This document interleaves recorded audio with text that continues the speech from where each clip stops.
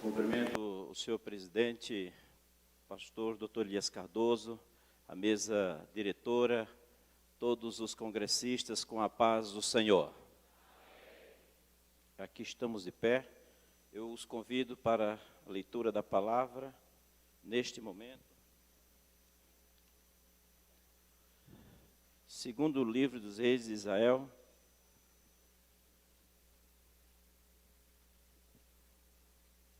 no capítulo 6, texto muito conhecido, muito honrado, senhor presidente, pela oportunidade de poder contribuir com a obra do Senhor. Segundo livro de Reis, capítulo 6. E disseram os filhos dos profetas a Eliseu: eis que o lugar em que habitamos diante da tua face nos é estreito. Vamos, pois, até o Jordão, e tomemos de lá cada um de nós uma viga, e façamos-nos ali um lugar para habitar ali. E disse ele: ide.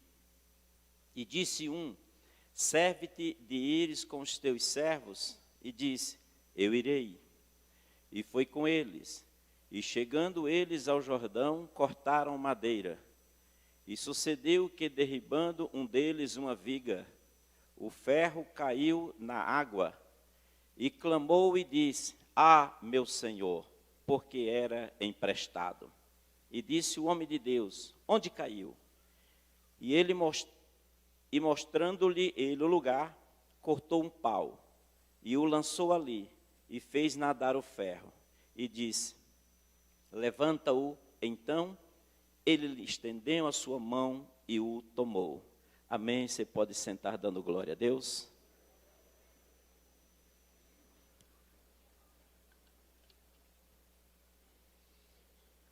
Muito honrado com essa oportunidade de estar neste lugar, que quando comecei a frequentar esta casa, aqui na tenda, muito desejo tive, e um dia eu disse ao meu pastor: um dia eu vou estar ali, pastor, um dia Deus vai me colocar, e vai dar oportunidade para ministrar a palavra de Deus. Continue sonhando.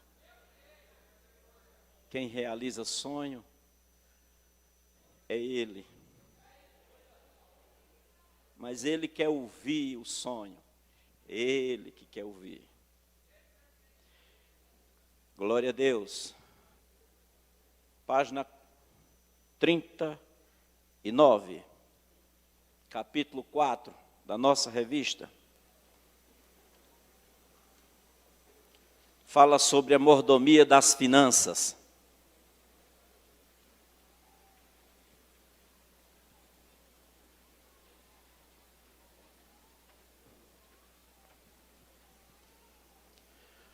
Glória a Deus.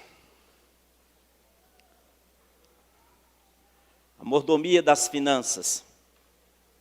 Eu vou pedir permissão, meu presidente, que eu vou dar uma passeada na revista e eu vou dar uma passeada lá na Bíblia, nesse texto que fizemos a leitura, porque lá, pastor Joinville, tem um pessoal carente. E ainda bem que tinha um profeta do lado, e tinha uns jovens trazendo uma queixa. E uma queixa que aparece aqui na revista, parabéns para os escritores da revista. Aparece a queixa aqui na revista, e eu acho parecida com a queixa que aparece lá. Queixa, para alguns, pode entender como problema.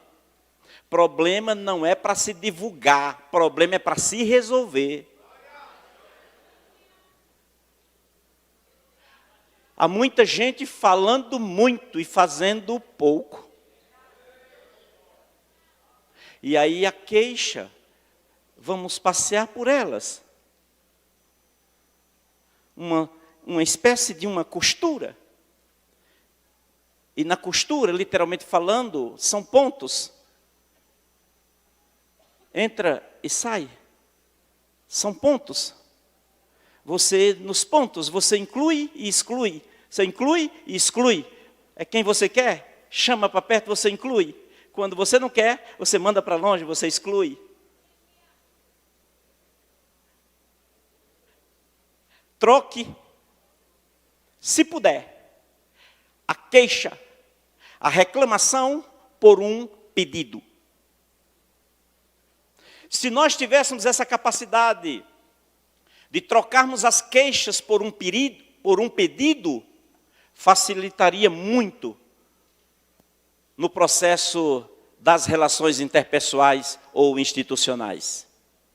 Mas vamos lá. A mordomia das finanças. Será que para falar sobre a mordomia das finanças, precise passar pela análise do comportamento? Ou é apenas técnica? Quem faz a finança são as pessoas. Quem destrói as finanças são as pessoas. Será que para falar sobre mordomia das finanças, teria que falar sobre a pessoa que pode estar lidando com traumas, gastando mais do que devia e não paga as suas contas? Há um protelamento? Existe a intenção ou a linguagem de deixa para amanhã, deixa para depois eu faço. Cria prioridades. E que, na verdade, é uma ilusão, deixando de lado as prioridades e dando importância a coisas pequenas que não era para o momento. Será que passa por isso aí? Será que precisaríamos cruzar estes campos? Me permita aqui usar minhas mãos para mostrar 3 letras. E para falar sobre finanças. E as nossas capacidades de lidar com elas, de vivenciá-las, de construí-las. E a primeira letra. Você entende isso aqui como o quê? Que letra? Um V. O V, se não administrar bem, você cai, mas esse V levanta-se rápido.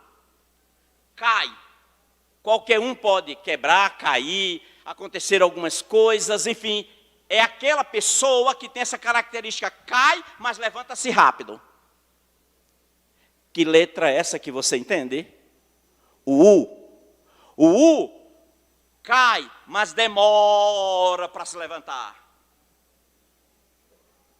Demora para se levantar. Isso aqui é uma letra. L. Cai e não se levanta mais. A descida, a queda é grande, pastor Maio. Cai, mas não se levanta mais.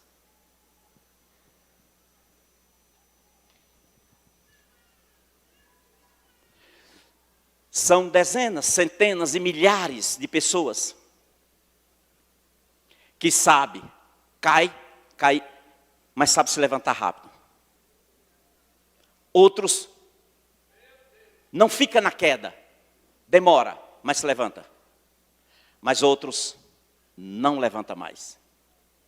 E fica na dependência de pai, de mãe, de um irmão, de um parente, de alguém. E fica numa dependência e aprende a pedir. E pedir, e pedir, e é mais fácil, e se dá de coitado, de coitada aqui, ali, lá. E esse mordomo não está administrando bem as finanças.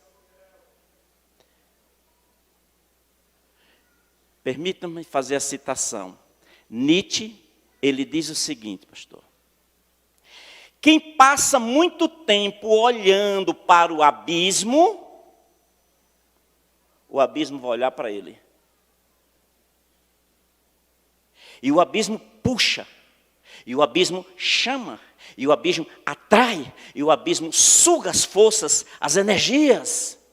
A autoestima alta vai lá para baixo, porque você passou muito tempo olhando para o abismo, agora o abismo olhou para você e te puxa. E pode puxar obreiros e obreiras, líderes de departamentos, administradores dos recursos financeiros, tanto pessoal quanto familiar e ou institucional. Não deixe o abismo olhar para você.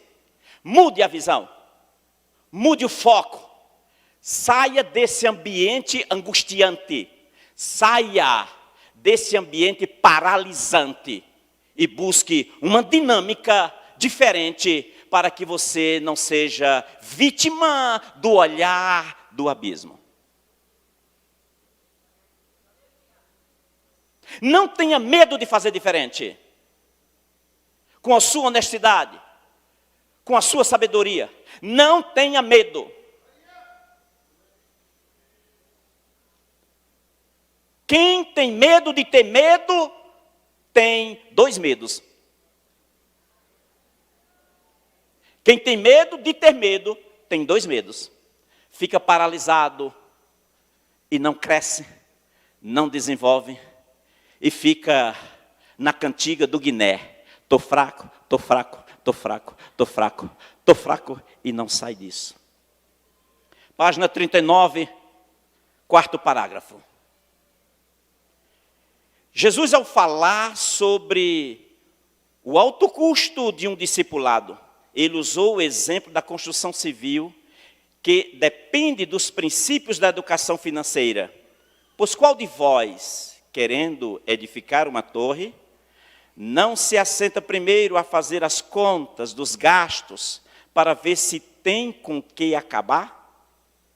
Para que não aconteça que, depois de haver posto os alicerces e não a podendo acabar, todos os que virem comecem a escarnecer dele, dizendo: este homem começou a edificar e não pôde acabar. Jesus falou do, primeiro, desejo. Segundo, planejamento. Terceiro, levantamento. Quarto, consulta de saldo. Quinto, evitar humilhação. Primeiro, desejo, edificar uma torre. Não tem problema em você desejar um bem, desejar uma família, desejar uma profissão. Não há problema disso. Nem fazer uma construção. Mas, segundo passo, o planejamento, que é se assentar primeiro. É importante se sentar. É importante analisar, pensar sobre tudo isso que Jesus ensinou sobre a construção civil. Terceiro ponto, levantamento. Fazer as contas dos gastos. Não é só ir gastando, que é uma busca de uma satisfação inconsciente, que daqui a pouco tocaremos nesse assunto. Consulta de saldo. Ver se tem como acabar aquela construção, concluir. Evitar humilhação. Este homem começou a edificar e não pôde acabar. Vou dar uma entradinha mais no texto, na revista, na página 39. O exemplo da parábola apresenta que uma boa educação financeira pode nos tirar de muitas situações de humilhação. Portanto, de forma sucinta, o bom mordomo deve atentar para três importantes pontos que o ajudam na melhor administração das finanças, que são os três pontos: ganhar, saber e gastar. Ganhar, poupar e saber gastar. São esses três pontos: ganhar, poupar e saber gastar. Quando eu olho para a nossa lição, o texto lido, onde estava Eliseu, que recebeu uma queixa E a queixa era que a escola dos profetas, onde estavam os jovens, naquele ambiente, eles se sentiram muito, em um lugar muito estreito, muito apertado. Estreito foi a palavra que eles usaram para falar com o homem de Deus. O lugar é muito estreito. Podemos ir lá ao rio e tirar umas vigas e a gente ampliar esse espaço? Pode ir, está liberado. Ele disse, o senhor pode ir conosco? Ele disse, eu irei. Eu irei. Eu irei com vocês. Se organizar, agendar e preparar as ferramentas. E foram para lá. Para a beira do rio, onde tinha umas árvores frondosas e que tinha material suficiente para atingir o objetivo. Vem comigo, vem comigo. Eles só quiseram mudar para crescer. Eles queriam mudar o ambiente para crescer. Todo mundo quer crescer. A prática do versículo, no capítulo 6, versículo 4, e foi com eles, e chegando eles ao Jordão, cortaram madeira. Eles fizeram o quê?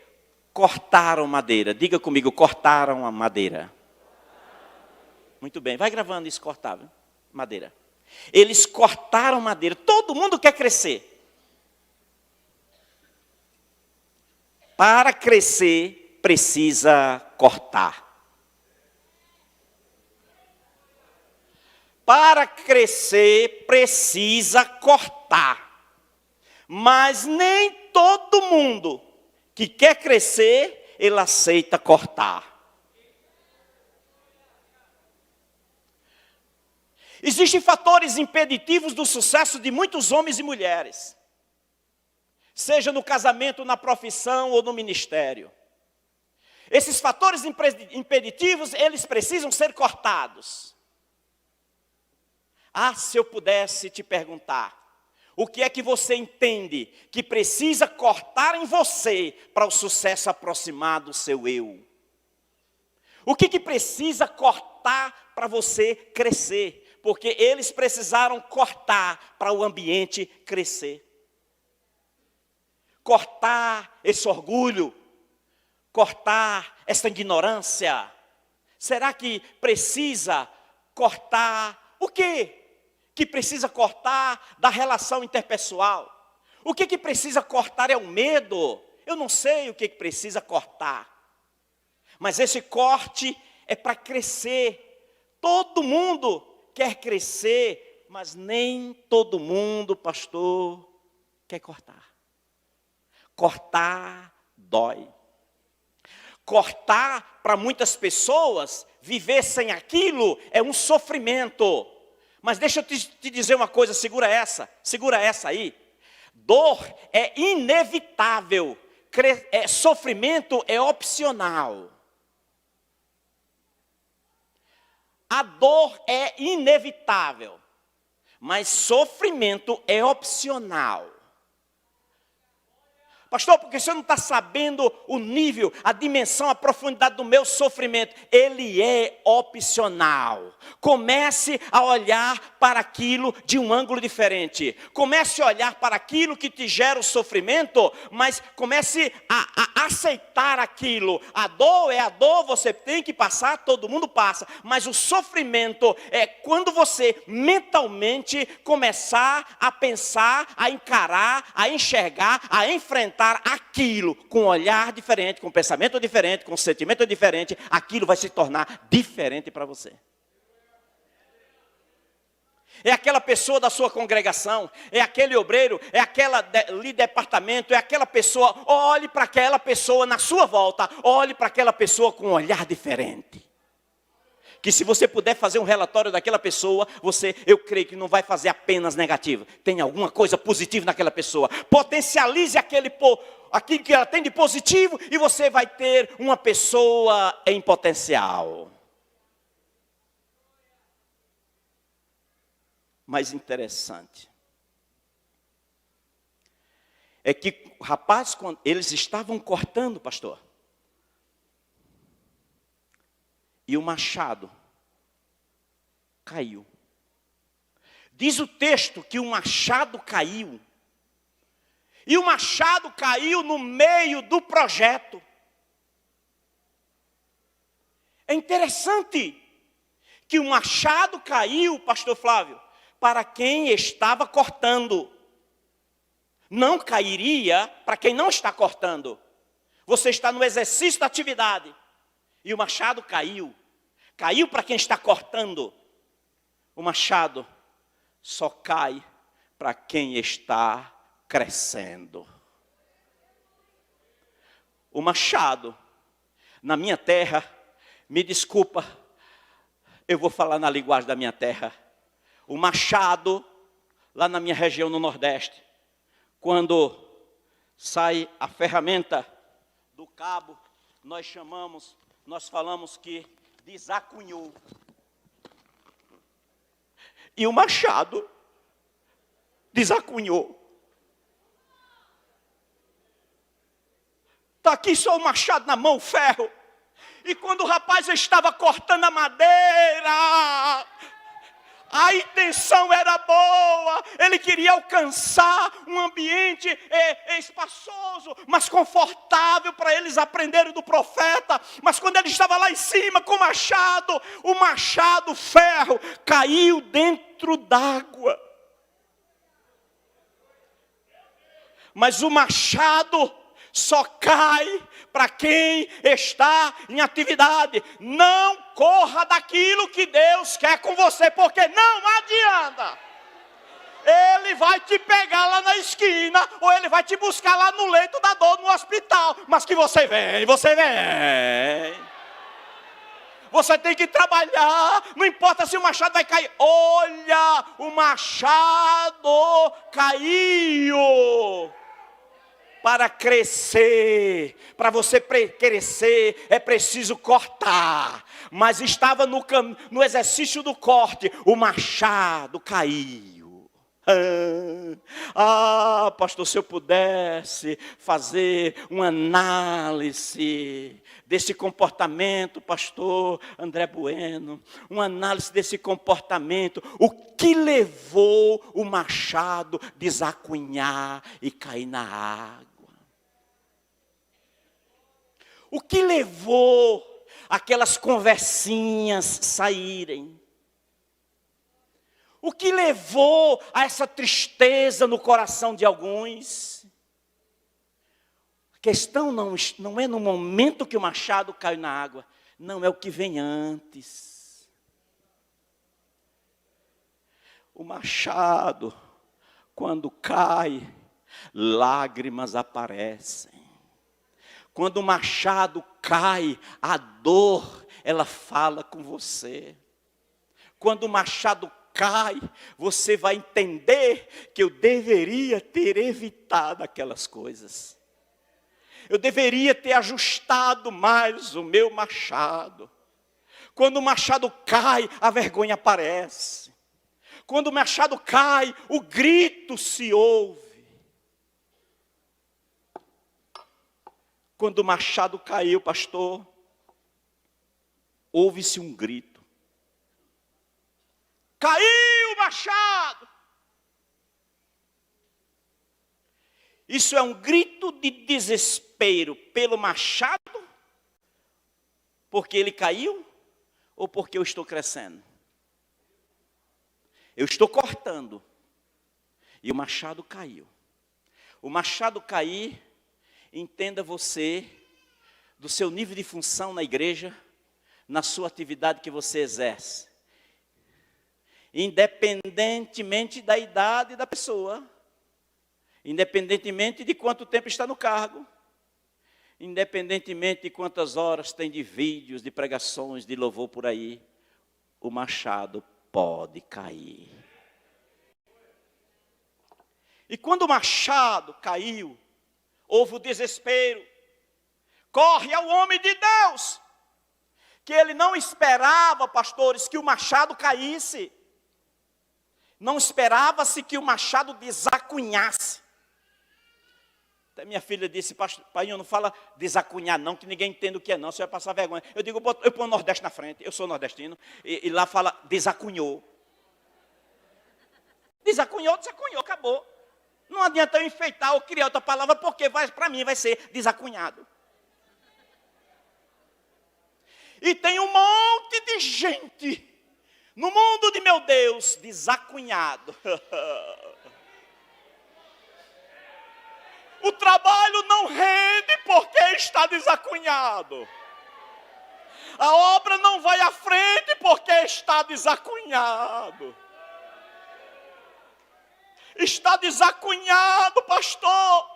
Vai se esforçar muito, pastores, esposa de pastores, missionárias, irmãos, irmãs, vai trabalhar muito, mas não vai fazer nada, porque o que ele tem é um machado, um pau na mão.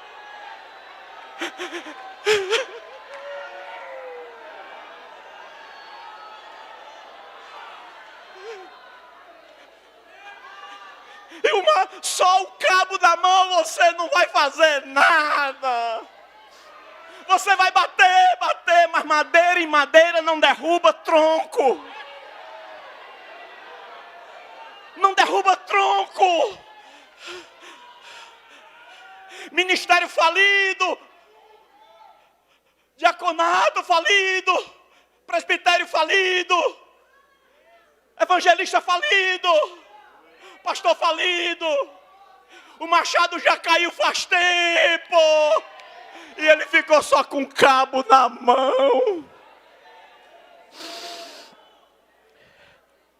Vai fazer o que com o cabo na mão? Não vai conseguir derrubar nada. Não funciona. Status de quem é, mas não é. Um status de quem pode, mas não pode. O machado caiu.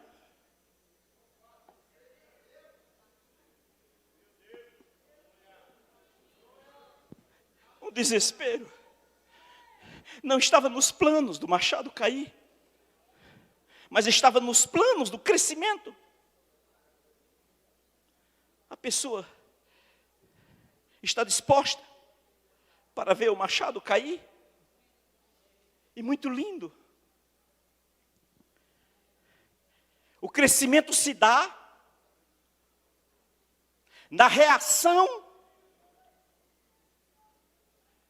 que apresentou depois que o machado caiu, quando desacunhou. Qual foi a reação do rapaz? Qual foi a reação pós o machado desacunhar? Ele reconheceu que o machado era emprestado. Ele gritou para o homem de Deus ouvir. Tem mistério esse negócio. Eu estou sentindo Deus aqui, irmão. Ele gritou para o homem de Deus ouvir, para todos ouvirem. Caiu o machado, desacunhou. Ele não esperou ninguém dizer qual a condução ou como o machado chegou em suas mãos. Ele foi logo dizendo, o machado é emprestado. Esta foi a reação dele, que o machado era emprestado. O que você tem para fazer, o que você faz, não é seu, o dom é de Deus, está emprestado. Está emprestado. Daqui a pouco o dono pode recolher. O que você vai fazer só com um cabo na mão? Não dá para fazer quase nada. Deixou o machado cair. Reconhecer que o machado era emprestado. E ele recorreu ao homem de Deus que estava no ambiente. Reconheceu ao homem de Deus e disseram assim, no versículo 5, e sucedeu que derrubando um deles uma viga, o machado caiu na água, e clamou e disse, ah, meu Senhor, porque era emprestado. E disse o homem de Deus, onde caiu? E mostrando-lhe ele o lugar, cortou um pau. O homem de Deus cortou um pau. De novo aparece corte. Lá na frente, os rapazes estavam cortando a madeira. Que é preciso cortar no primeiro momento para crescer. Quando chega o homem de Deus, diz o texto que o homem de Deus cortou um pau. E foi ao lugar onde caiu. E quando ele cortou o pau, ele pôs na direção da água. Não me pergunte como, mas lá vem o machado, e vem subindo, sozinho, é um milagre de Deus, vem subindo o machado. Quando subiu o machado, o homem de Deus disse, estenda a mão. E, rapaz, estendeu a mão e foi usar o machado. Você não entendeu? O milagre chegou, estendeu a mão, pegou o machado e foi trabalhar. Não ficou parado, foi trabalhar. Foi continuar a obra. Irmão, entende o mistério. A gente precisa entender que precisa cortar. Mas precisamos entender, segura essa, entender.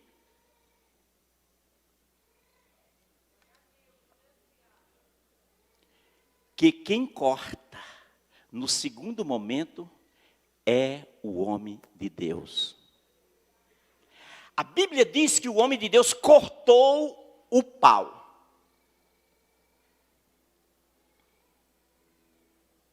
Precisamos entender isso. Que quando a gente corta é para crescimento. E quando o homem de Deus corta, é para recuperar. Diga comigo, quando o homem de Deus corta. Diga alto, forte e grosso, quando o homem de Deus corta, é para recuperar. O machado voltou. Recuperar. Que cena. Pega-se o machado, eita. E aí vem aqui, ó, todos sabem disso, pega o machado e vem. Aí aqui precisa, lá na minha região, põe uma coisa chamada cunha. Ei, escuta só, a cunha. Entra aqui a cunha. Agora, desculpa. Agora, machado. Vou eu conversar com essas ferramentas. Agora, machado. E você, cabo. Receba essa cunha. Não deveria ter acontecido isso. Você sabia que não estava certo. Olha para cá. Você sabia que isso poderia acontecer. Ou foi desleixo, eu não sei o que aconteceu. Aí tem uma marretinha, que eu fui lá embaixo para pegar a marretinha, mas não cabia no meu paletó. Aí marretinha, aí põe a cunha aqui, aí o homem de Deus cortou o pau. Mas a obra precisava continuar. Aí lá vem o homem de Deus com a marretinha. Pá! Aguenta aí, obreiro. Aguenta aí, obreiro, fica quieto. Você vai entendendo o mistério, né? Você vai dando glória a Deus.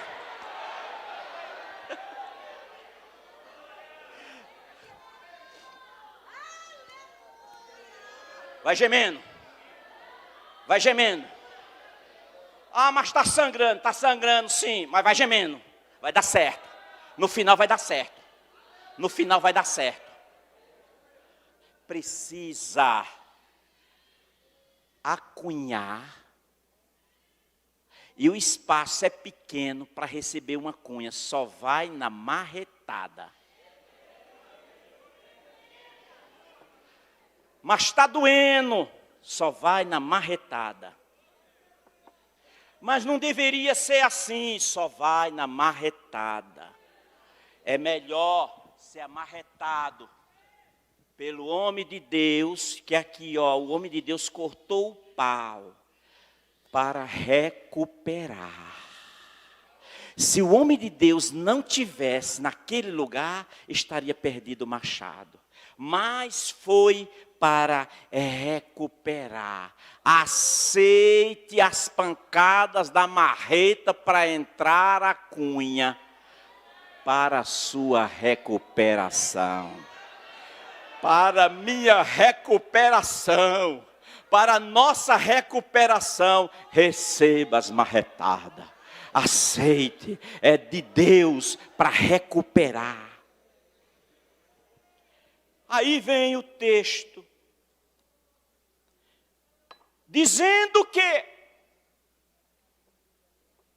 Deus permite, Deus deixa cair o machado. Olha só, Deus deixa cair o machado para ver se você reconhece que o machado era emprestado. Você só faz por causa dele, só tem por causa dele, só cresce por causa dele, só desenvolve por causa dele, só tem velocidade por causa dele. Não é seu, o machado é emprestado. Se exaltar que sou eu, faço, eu desmancho, ele permite o machado cair para te trazer para perto dele.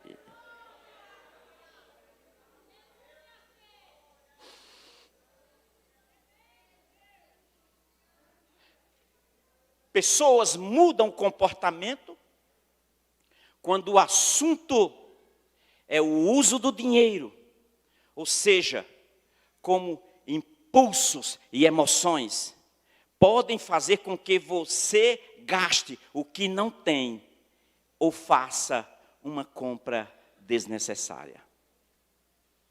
Existem muitas pessoas boas, mas não têm o controle das suas finanças. São pessoas boas, mas elas não se controlam. E aí vem o assunto aqui para a mordomia das finanças, ganhar, poupar e saber gastar. Meus queridos, na página 42,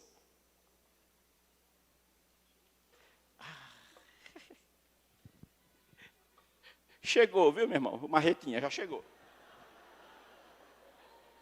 Chegou um zap aqui que mandou uma marretinha. Mas essa marretinha, ela fala.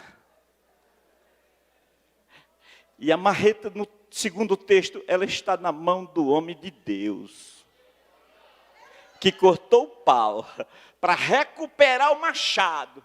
Mas para voltar, pastor Israel, para a atividade, precisa da marreta na cabeça da cunha para forçar e ficar tudo ajustado. Às vezes dói.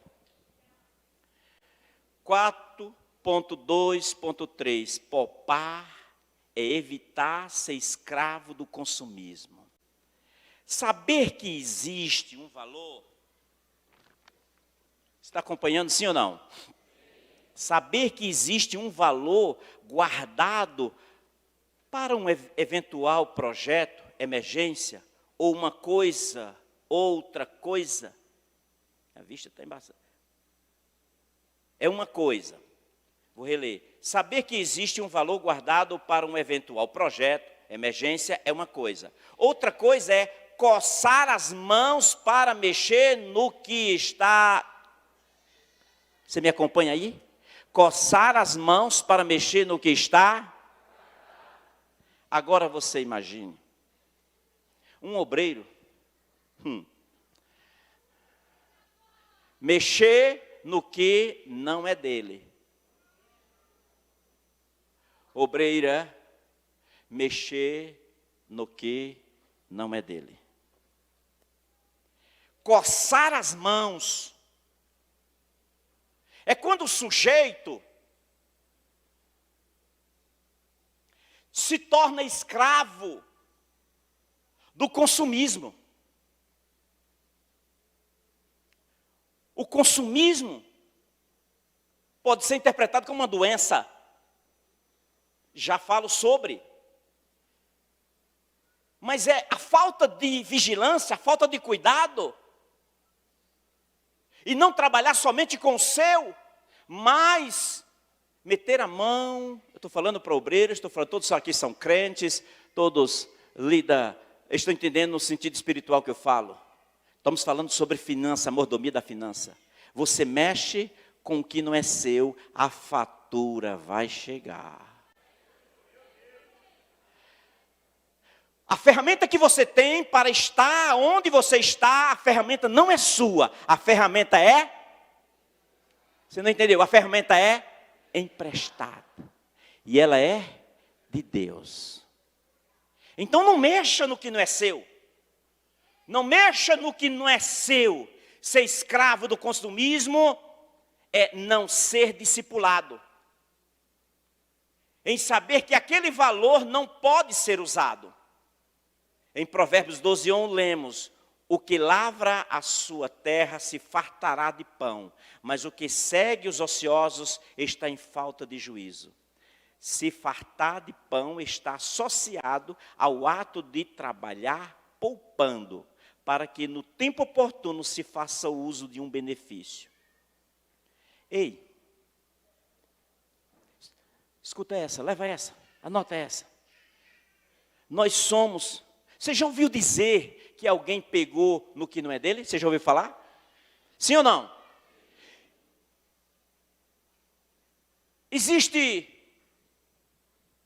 mesmo crente, pessoas que metem a mão onde não devia, sim ou não? Existe, você já ouviu falar? Sim, existe. Mas é gente boa, são pessoas boas, mesmo assim, mete a mão, sim ou não? Mas são pessoas boas. Há um versículo na Bíblia que diz que Deus fez o homem perfeito, mas ele buscou muitas invenções. Eu vou ficar com a primeira parte. Somos perfeitos, só precisamos de algumas regulagens. Somos perfeitos, mas precisa de regulagem. E aí vem a chavinha certa e... pensa que vai quebrar. Não vai quebrar ainda não. Ainda cabe uma regulagem. A paz é para não dar um problema amanhã. Aperta. Mas está doendo. Mas ainda cabe um aperto. Jeová, ele tem a chave certa para todo parafuso. Jeová tem a ferramenta certa e não quebra, não morre. Mas é que somos perfeitos, mas precisamos de ajustes. E Deus sabe como ajustar. Dia eu ouvi de uma tesoureira dizer assim: eu não quero mais trabalhar com essa função. O que é que aconteceu? Você começou agora? Não, já estou há anos nessa função. Mas por que você não quer mais? Porque meu superior, ele chegou aqui e me disse o que era que eu deveria fazer. E o que é que ele disse que você deveria fazer que você ficou chateada? É que disse que era para eu pegar os dízimos da igreja de A, B, C e entregar para ele, e não lançar no livro. Não é um desacunhado mesmo? É um desacunhado. Precisa do ajuste. É o que o pastor está dizendo aqui, ó.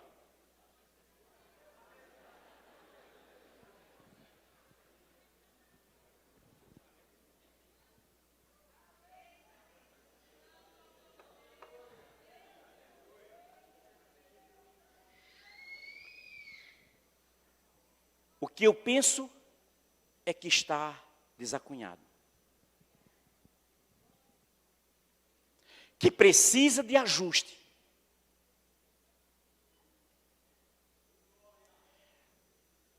A continuidade da leitura na revista 4.3, eu vou tratar sobre esse assunto, e que está relacionado à compulsividade, e pode não estar relacionado a mau caratismo. Existem ações que são conscientes, mas existem ações que são inconscientes. Entender o que levou a isso ou aquilo, não é o que se apresenta, é o que está por trás, que levou a. O agente motivador que levou a. Pode acontecer. Mas somos perfeitos, mas precisamos de uns ajustes. E Deus faz na hora que Ele quer, na força que Ele quer, e Ele sabe dar a volta. Gastar precisa ser um ato consciente. Gastar os seus recursos, gastar as suas finanças, economizar é importante. Não sabemos o dia de amanhã, mas é economizar. É preciso. Gastar precisa ser um ato consciente, racional e inteligente. Ao avaliar a compra de algo, se deve perguntar: eu preciso disso? Eu quero isso? Esta pergunta vai lhe fazer cálculos e riscos. 4.3.1. Já vou chegar à conclusão. Compulsividade de gastar. Você sabia que tem um nome para isso? Para essa compulsividade do gasto? Oniomania. E o que é isso? Oniomania. É um transtorno de personalidade. É um transtorno mental. Um distúrbio que faz com que o ato de comprar um objeto desejado seja uma fonte de extremo prazer. Provoca problemas financeiros, emocionais e muitas vezes saúde física. As pessoas que desenvolvem esse transtorno da compulsividade para a compra, ela compra e não usa o que compra.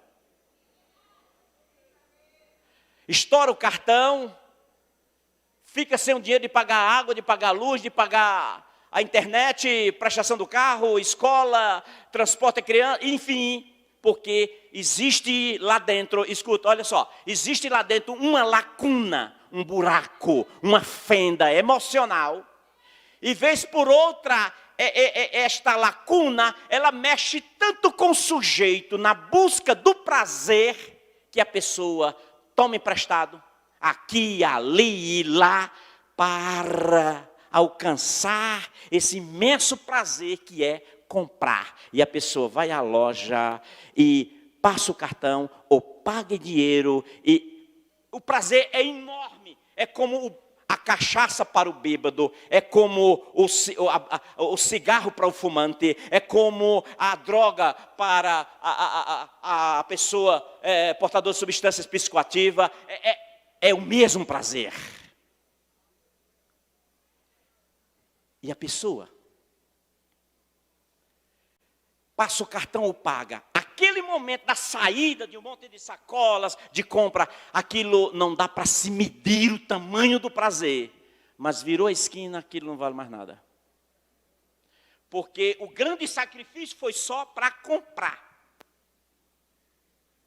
Você já ouviu dizer de pessoas que têm muita roupa, têm a compulsividade, desenvolvem a compulsividade de compra e não usa as roupas? Você já ouviu falar, sim ou não? Mas é só homem que compra, sim ou não? Mulher também compra? Eu até ouvi alguém dizer, misericórdia, compra demais.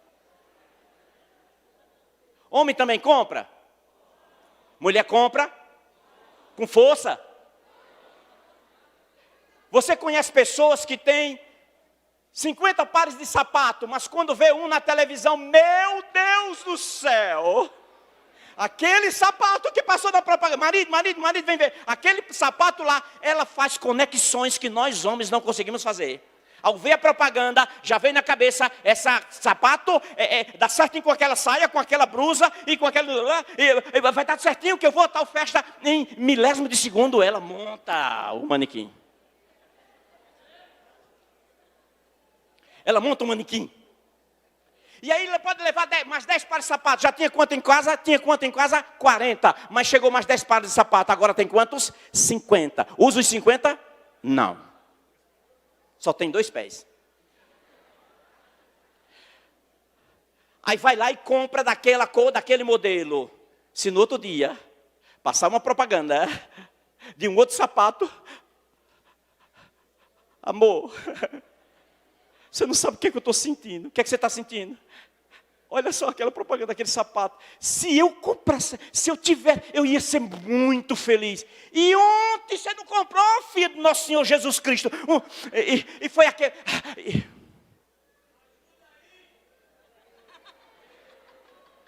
A compulsividade.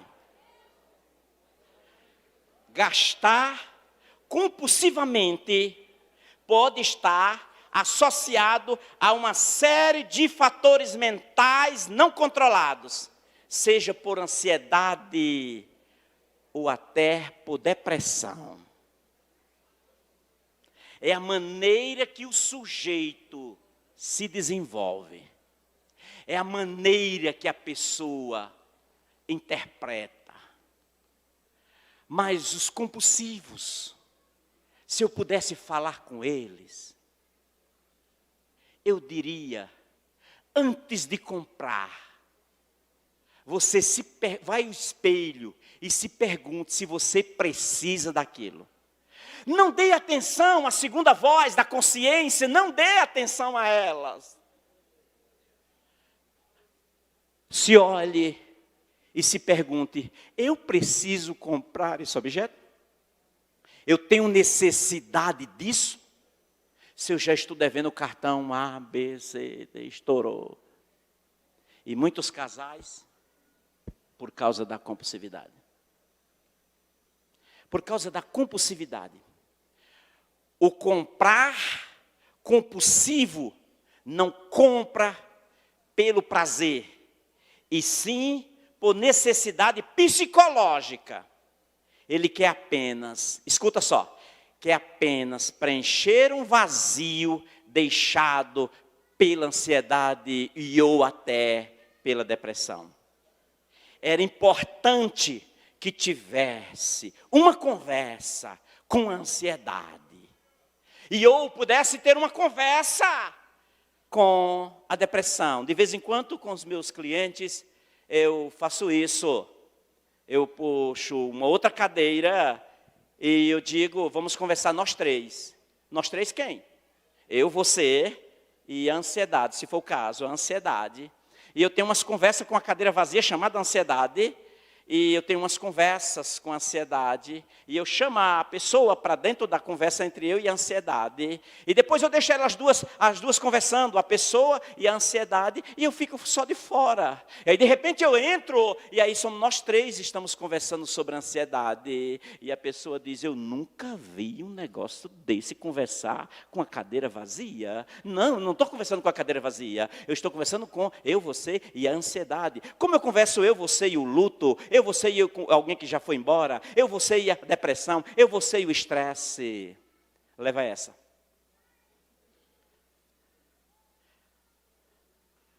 Depressão, diga comigo, depressão. É excesso de passado. Você não entendeu? Depressão é excesso de passado. É você estar aqui, mas está de castigo. A tua mente, o teu sentimento está lá no passado, naquilo que perdeu, naquilo que te deixou presa, amarrada. E você não desenvolve.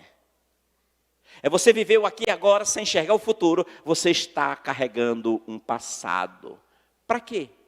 E você vai fazer o que com isso? E aí pode desenvolver essas lacunas, aberturas dentro do ser. E aí pode desenvolver por conta disso, pode desenvolver algumas compulsividades, e entre elas, comprar. E eu quero mais dinheiro, mais dinheiro, mais dinheiro, mais dinheiro, e não cessa. Eu diria, procure um profissional de saúde mental, um psicólogo, uma psicóloga, e vai conversar sobre isso. Não é psicóloga, não é doutora. Vai conversar sobre isso. Nós falamos agora sobre ansiedade, que é o excesso do... Ansiedade é excesso do... O estresse. Diga comigo, estresse é excesso do presente. Geralmente, se estressa a pessoa que tem dificuldade de dizer não. Diz sim para todo mundo, para tudo e para todos, e é aquela pessoa que ela diz, eu gostaria tanto que o dia tivesse 48 horas, em vez de 24. Porque não deu tempo de fazer. Se controla, se organize. Pegue uma agenda e ponha tudo do amanhã, vou acordar a tal hora, vou fazer isso, vou fazer aquilo. Põe tudo. E quando chegou amanhã, tente cumprir. Se você não cumprir, olha, terapeuta, viu o que eu estou dizendo? Se você não conseguir cumprir o que ficou, transporte para a página do outro dia e se esforce para fazer aquilo que você propôs a fazer para o seu bem. E você vai se organizando. O estresse rebenta com as pessoas. Rebenta com a saúde das pessoas. Com a saúde das pessoas. E eu não vou falar dos sintomas da depressão. E nem dos sintomas do estresse. Mas é o excesso do presente, o estresse. Eu não vou falar dos sintomas, nem é a proposta e nem o tempo permite-me a isto. Mas eu falei da depressão, que é excesso de... O estresse é excesso de... E a ansiedade é excesso de... Futuro. É você estar aqui agora, mas está pensando amanhã. E como é que vai ser amanhã? E como é que vai ser a semana que vem? E meu Deus, e como vai ser o mês que vem? E o ano que vem? E daqui a 10 anos, onde é que eu vou estar? O que é que eu vou fazer? Será que eu estou empregado? Será que eu estou casado?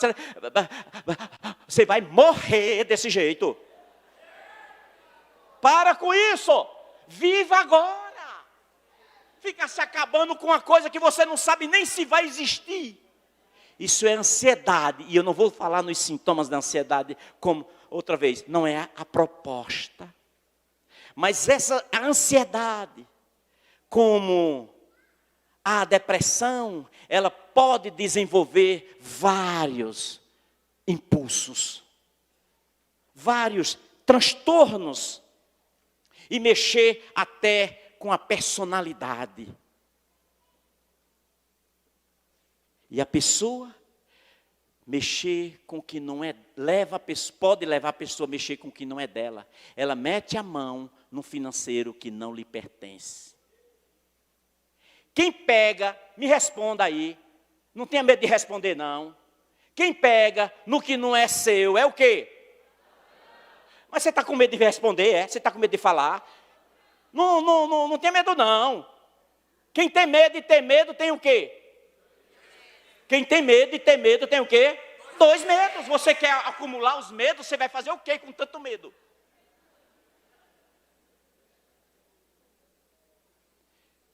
Quem pega no que é dos outros é o quê?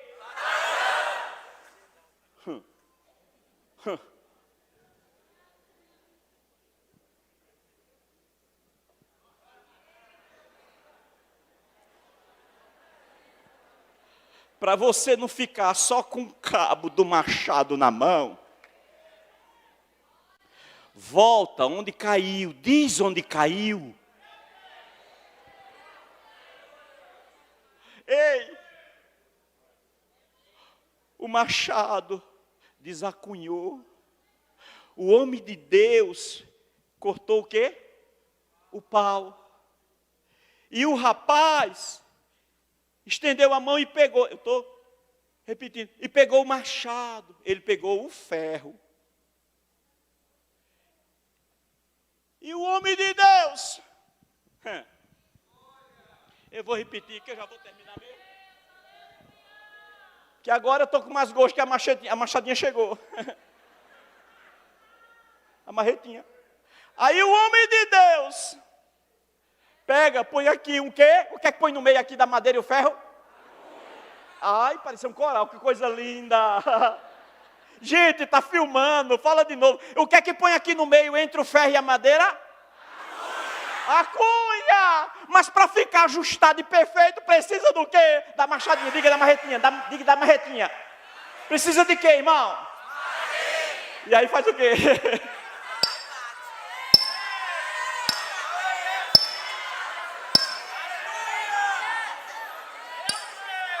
Lá em cima, você ouviu? Ó. Você viu? Você viu? Você sabe por que o homem de Deus faz isso? Ele só faz para ajustar o que está desajustado. E quando ele faz isso, não fica só por isso. É obreiro, não fica um mimimi. Já está cunhado, vai trabalhar?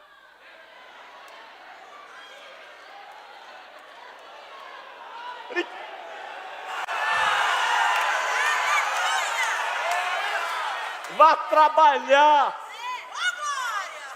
Que o homem de Deus estava ali para lhe recuperar. O homem de Deus cortou o pau para recuperar. E o obreirozinho lá no começo, ele cortou o pau para o crescimento. Então tem um corte que dói. Dói para crescer. E depois dói para recuperar. Mas é Deus que usa o homem de Deus para abaixar. Acunhou o machado. Para de mimimi. Para de reclamação. Você já é adulto. Você já sabe comer sozinho. Você dá uma de fortão. Grita com todo mundo. Você já sabe o caminho das pedras. Então, vá trabalhar. E eu vou encerrar. Meu irmão, eu quero agradecer ao meu pastor, meu presidente e a diretoria. Mas eu não posso terminar antes de eu falar, senhor presidente, sobre uma conversa de um avô e o neto. O avô chamou o netinho e disse assim: meu filho, como é que você vai na escola? Como é que você está na escola? Aí o netinho disse para o vô: eu vou bem, vô. Traga a sua mochila aqui. E o menino foi lá, o garoto foi lá e trouxe a mochila da escola. O que o vô nunca pediu a mochila da minha escola? Ele quer pedir agora a mochila. Aí o vô disse assim: você usa na escola, você usa lápis de escrever? Ele disse: uso. Ele disse: me dê o seu lápis aí. Aí o menino foi lá na mochila e trouxe o lápis.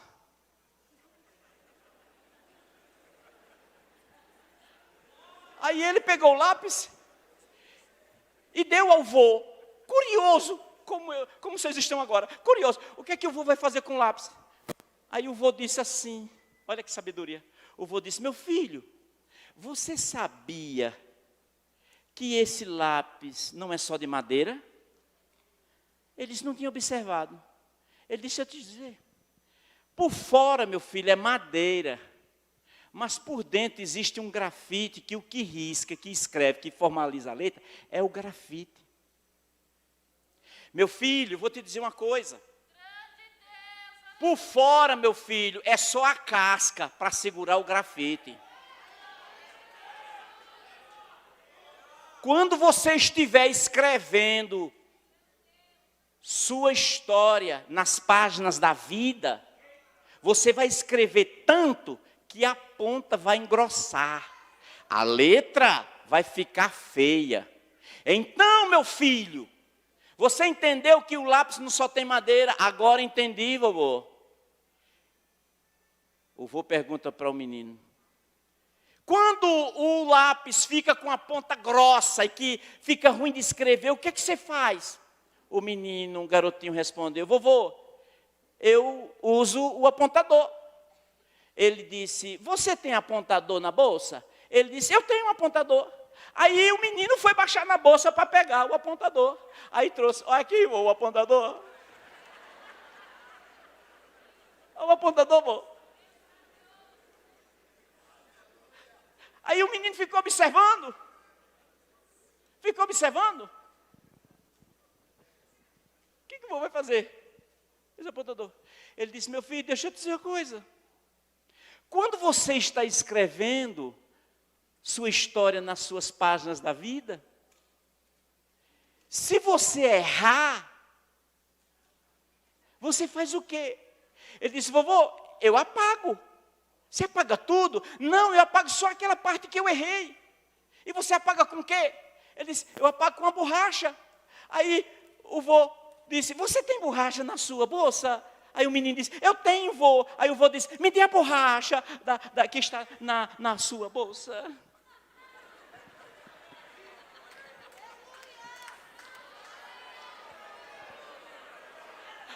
Aí o menino disse, aqui, vô, a borracha. Então você, quando erra, você vai lá e apaga, não é? Ele disse, E o que é, vô? Filho, quando você estiver escrevendo na sua longa estrada da vida, você vai errar, dizer o que não deveria ter dito. Você vai escrever o que não deveria ter escrevido. Você digita pelas madrugadas para conteúdo que não deveria. Você está abrindo sites que o Espírito Santo está dizendo lá dentro de você, não abre esse aí não, esse aí não, esse aí não. Aí, eu só essa vezinha. E aí, a borracha é para você pedir perdão, viu? A borracha é para apagar os erros da vida, meu filho.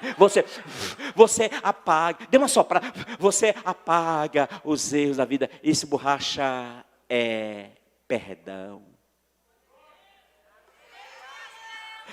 Você acha que tem gente que não tem borracha? Tem gente que precisa de uma borracha, sim ou não? Precisa de uma borracha. Você entendeu, né? Meu filho, quando você estiver escrevendo, já vou encerrar. Já estou com 3 minutos além. Eu queria deixar 3 minutos antes para ver se outro dia eu teria outra oportunidade.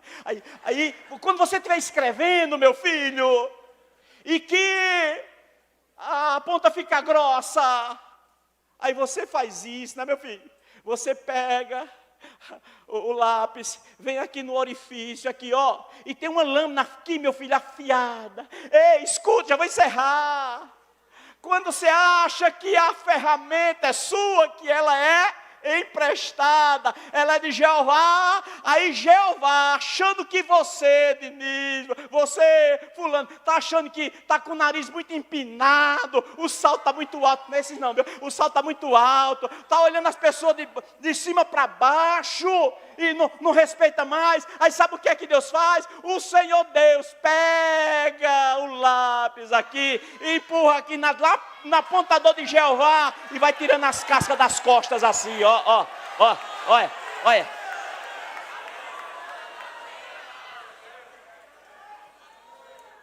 Ei, aqui para nós. E é afiada a lâmina. A lâmina de Jeová, ela é afiada. Mas Jeová, você está se achando demais. Vem cá, meu filho, vem cá.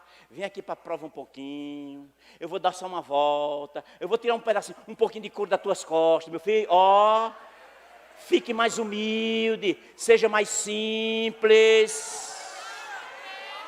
Meu filho, você não aprendeu ainda a pedir perdão, não. Eu vou dar mais uma voltinha para você aprender perdão, viu? Mais uma voltinha, assim, para aquelas besteiras que você disse e excluiu aquelas pessoas, e você rejeitou, e você não entendeu o outro lado, você ouviu só um lado da história. Deixa eu passar mais uma voltinha para tirar um pouquinho de couro das tuas costas, meu filho. Ei, você que fica metendo a mão onde não deve, deixa eu tirar um pouquinho de...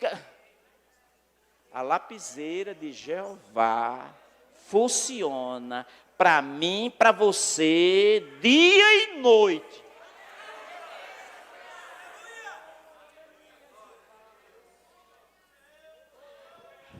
Que o Espírito Santo de Deus fale esta palavra em nossos corações. Deus abençoe. Muito obrigado, senhor presidente.